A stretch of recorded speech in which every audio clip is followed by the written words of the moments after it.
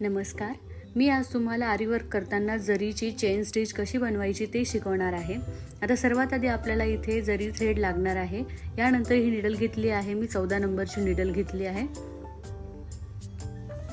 आता सर्वात आधी आपल्याला ह्या जरी थ्रेडला गाठ मारून घ्यायची आहे. तर बोटाच्या साहाय्याने हा धागा असा पकडायचा आहे. 1-2 राऊंड याला घ्यायचे आहे आणि मध्य भागामध्ये असा पकडून याला आपलं गोल फिरवून याला एक गाठ मारून घ्यायची आहे. अशा प्रकारे तुम्ही बघू शकता. आता ही गाठ मारल्यानंतर उरलेला धागा हा सर्व एका बाजूला करायचा आहे आणि हा जो वरती उरलेला धागा आहे तो आपल्याला कट करून घ्यायचा आहे. अशा प्रकारे ही गाठ तयार होते, तुम्ही इथे बघू शकता. आणि आता ह्या अशा प्रकारे हा धागा आपल्याला ह्या कापडाखाली पकडायचा आहे, जेणेकरून आपण निडल आतमध्ये टाकू तेव्हा हा धागा व्यवस्थित असा आपला निडलमध्ये अडकला गेला पाहिजे. आता मी इथे चेन स्टिच करण्यासाठी एक लाईन आखून घेतलेली आहे. आता सर्वात आधी चेन स्टिच करायला आपल्याला हा धागा असा पकडायचा आहे. रील हा स्टँडच्या खाली टाकून द्यायचा आहे.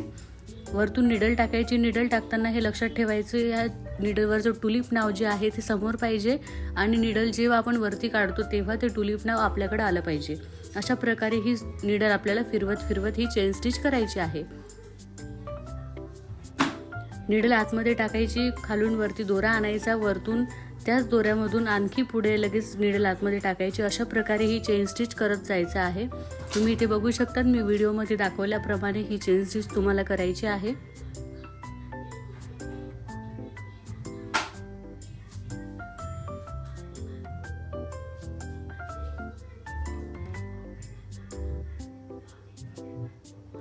अशा प्रकारे ही चेन स्टिच मी पूर्ण करून घेते आहे.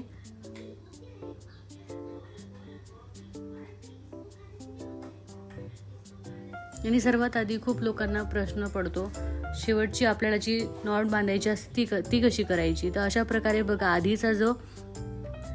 आधीची जी चेन स्टिच आहे ती आपण घ्यायची आहे.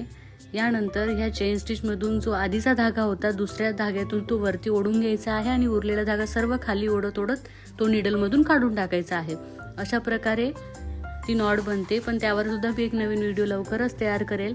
अशा प्रकारे आता आपली ही चेन स्टिच इथे तयार झालेली आहे.